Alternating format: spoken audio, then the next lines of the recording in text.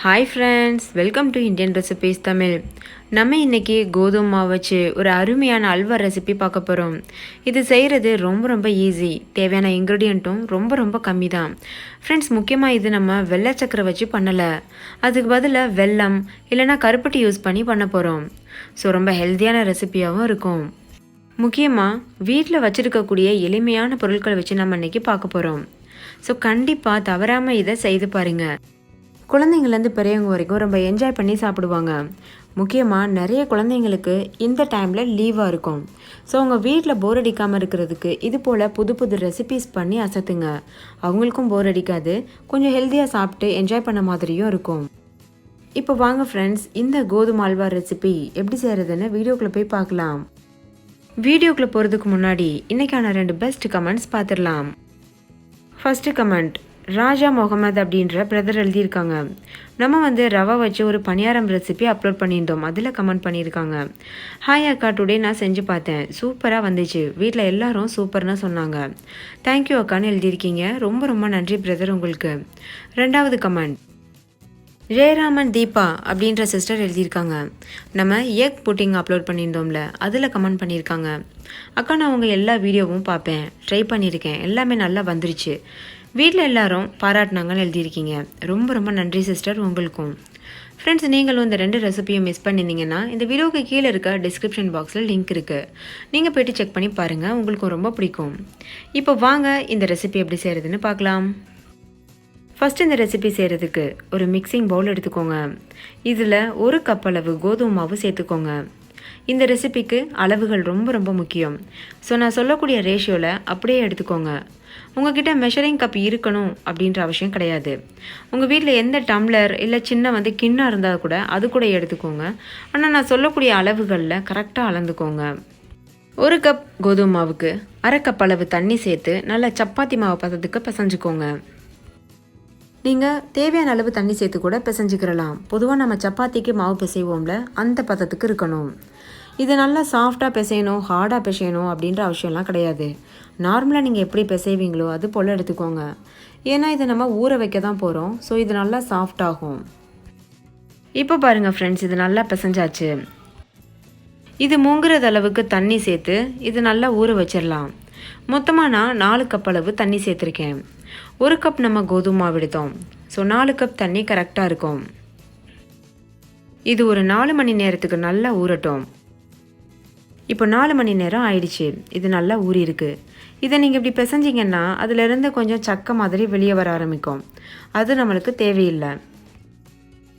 நல்லா பிசைஞ்சு விட்டுக்கோங்க. ஸோ அந்த மாதிரி நீங்கள் பிசையும் போது ஒரு மாவு பதத்துக்கு அடியில் தங்கும். அதே போல் சக்கை மாதிரி கொஞ்சம் கிடைக்கும். அந்த சக்கை நம்மளுக்கு தேவையில்லை. பாருங்கள், இது போல் நல்லா பிசைஞ்சு விடணும்.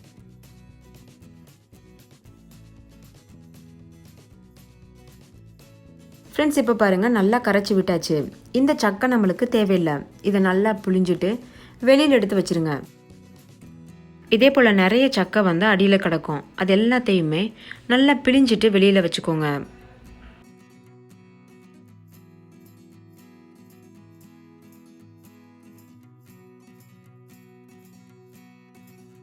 சக்கையை நல்லா புழிஞ்சு எடுத்ததுக்கப்புறமா இதை நம்ம வடிகட்டிக்க போகிறோம். ஒரு பாத்திரத்து மேலே சின்ன தண்ணி வச்சுக்கோங்க. பாருங்கள், இந்த மாதிரி சேர்த்துட்டு இது போல் நீங்கள் செய்து வச்சுருக்க மாவை சேர்த்துருங்க. அதாவது நம்ம கரைச்சி சக்கையெல்லாம் எடுத்துட்டோம்ல, அந்த மாவு.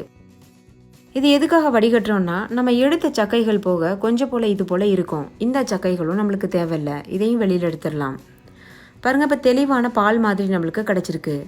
இப்போ நீங்கள் எந்த பாத்திரத்தில் செய்ய போகிறீங்களோ, அதாவது அல்வா எந்த பாத்திரத்தில் செய்ய போகிறீங்களோ அந்த பாத்திரத்தில் இந்த பாலை மறுபடிக்கும் ஒரு பொடி சன்னி வச்சு நல்லா வடிச்சுக்கோங்க. நம்ம டீ காஃபி வடிகட்டுவோம்ல, அந்த மாதிரி. முடிஞ்சளவு அல்வா செய்கிறதுக்கு நான்ஸ்டிக் கடாய் யூஸ் பண்ண பாருங்கள். அப்போ உங்களுக்கு ஈஸியாக இருக்கும். நல்லா வடித்ததுக்கப்புறமா இது போல் ஒரு ஸ்பூன் வச்சு நல்லா கிளறி விடுங்க. அப்போது அந்த சக்கையெல்லாம் இன்னும் நல்லா தங்கி வரும். கொஞ்சம் போல் சக்கை இருந்தது. இதை நம்ம வெளியில் எடுத்துட்டு இந்த பாலை மட்டும் வச்சு அல்வா செய்ய போகிறோம். அவ்வளோதான் ஃப்ரெண்ட்ஸ், நல்லா வடிகட்டியாச்சு. கொஞ்சம் கூட சக்கை இல்லாமல் நல்லா வடிகட்டிட்டோம். இதை நம்ம இப்போ வெளியில் எடுத்துடலாம். இந்த பாலை அடுப்பில் தூக்கி வச்சு நம்ம கிளற ஆரம்பிக்கணும். அதுக்கு முன்னாடி இது கூட ஒரு சீக்ரெட்டான இன்க்ரீடியண்ட் போட வேண்டியது இருக்குது. அது என்னென்னா கார்ன்ஃப்ளவர் மாவு. ஒரு 2 டேபிள் ஸ்பூன் அளவுக்கு கார்ன்ஃப்ளவர் மாவு சேர்த்துக்கோங்க. அப்படி சேர்க்குறதுனால உங்களுக்கு கடையில் கிடைக்கக்கூடிய அதே அல்வா டேஸ்ட் கிடைக்கும். கார்ன்ஃப்ளவர் மாவு சேர்த்ததுக்கப்புறமா இது போல் ஒரு விஸ்கு வச்சு நல்லா கலந்துக்கோங்க. அதாவது கட்டிகள் இல்லாமல் நல்லா கலந்துக்கோங்க. ஒருவேளை கட்டிகள் இருந்ததுன்னா அல்வா சாஃப்டாக இல்லாமல் அங்கங்கே தேங்கி நிற்கிற மாதிரி இருக்கும். அதனால் முற்றிலுமாக கலந்து விட்டுக்கோங்க. இப்போ வரைக்குமே நம்ம இந்த கடாயை அடுப்பில் தூக்கி வைக்கலை, ஒரு டேபிளில் வச்சு தான் கலந்துட்ருக்கோம். ஸோ நான் சொல்லும்போது நீங்கள் அடுப்பில் தூக்கி வச்சா போதும். இது கரைச்சிட்டு இது ஒரு ஓரமாக இருக்கட்டும். இப்போ நம்ம சர்க்கரை பாகு தயார் பண்ணிக்கிறலாம். அதுக்கு ஒரு பாத்திரத்தில் 1 கப் அளவு கருப்பட்டி சேர்த்துக்கோங்க. ஒருவேளை உங்ககிட்ட கருப்பட்டி இல்லைன்னா நீங்கள் வெல்லம் கூட சேர்த்துக்கிறலாம். ஸ்வீட் ரொம்ப அதிகமாக வேணும்னா 2 கப் அளவு கருப்பட்டி கூட நீங்கள் சேர்த்துக்கிறலாம். எனக்கு ஸ்வீட் ரொம்ப ஜாஸ்தி பிடிக்கும், அதனால் நான் 2 கப் சேர்த்துருக்கேன். மீடியமான ஸ்வீட் பிடிக்கும்னா நீங்கள் 1 கப் சேர்த்துக்கோங்க. இது கூட 1 கப் அளவு தண்ணி சேர்த்து நல்லா கரைச்சிக்கோங்க. இதுக்கு பாகு பதம் எதுவும் தேவையில்லை, ஜஸ்ட் அந்த கருப்பட்டி கரைஞ்சா போதும். ஸ்டவ் நல்லா ஆனில் வச்சுட்டு கைவிடாமல் இது போல் கலந்துட்டே இருங்க. அந்த மாதிரி கலக்கும்போது இந்த கருப்பட்டி நல்லா கரைஞ்சிரும். இந்த ப்ராசஸ் எதுக்குன்னா, கருப்பட்டியில் மண் இருக்கும், வெல்லத்துலேயுமே மண் இருக்கும். ஸோ இதை நல்லா வடிச்சுக்கிற போகிறோம். அதுக்காக தான் இது போல் நம்ம கரைக்கிறோம். இப்போ பாருங்கள் ஃப்ரெண்ட்ஸ், கருப்பட்டி நல்லா கரைஞ்சிருச்சு.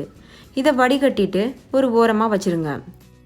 இதுக்கப்புறமா நம்ம ஏற்கனவே செய்து வச்ச கோதுமை பால் அதை அடுப்பில் வச்சு நல்லா கலருங்க.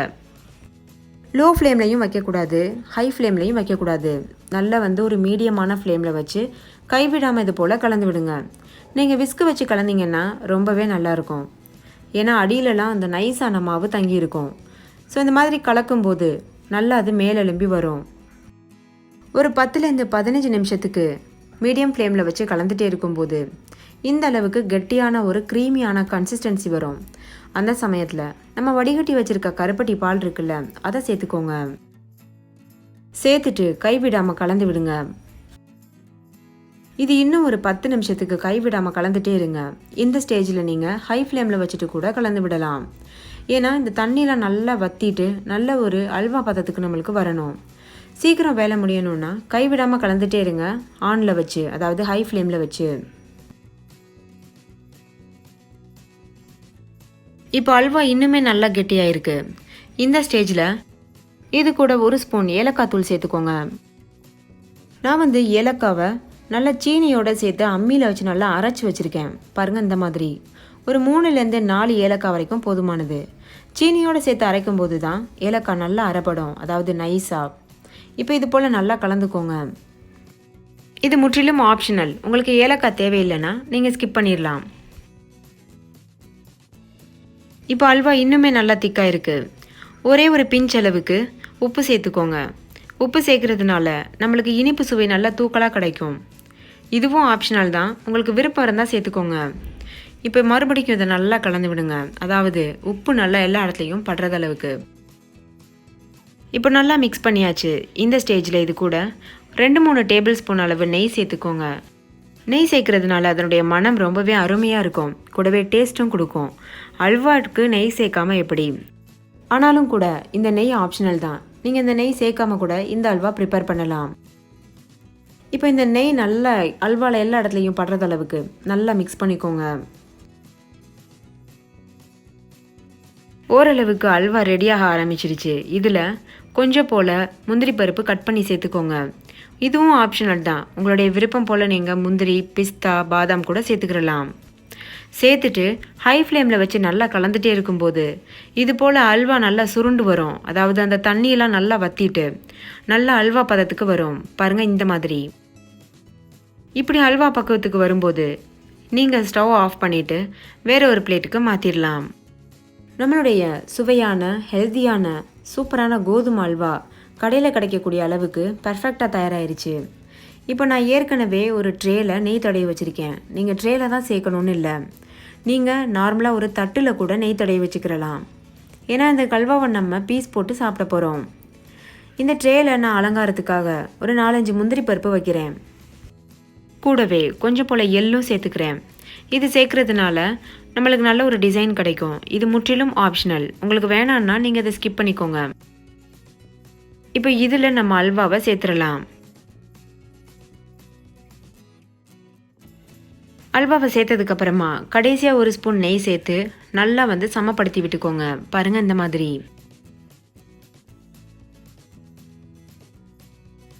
நல்லா சமப்படுத்தினதுக்கப்புறமா ஒரு 2 மணி நேரம் இது இப்படியே ஆறட்டும். ஆறும்போது அல்வா இன்னுமே நல்லா இறுகி வரும்.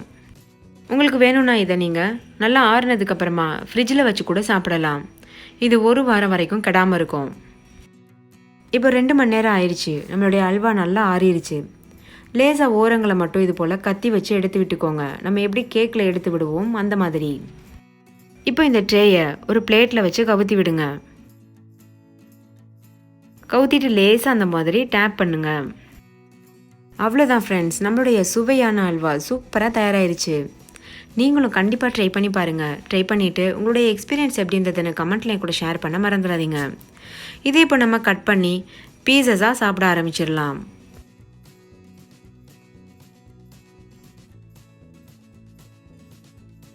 வாவ், எவ்வளோ சூப்பராக பெர்ஃபெக்டாக இருக்குது பாருங்கள். நம்ம கடையில் சாப்பிட்ருப்போம்ல அதே அல்வா மாதிரி இருக்கும்.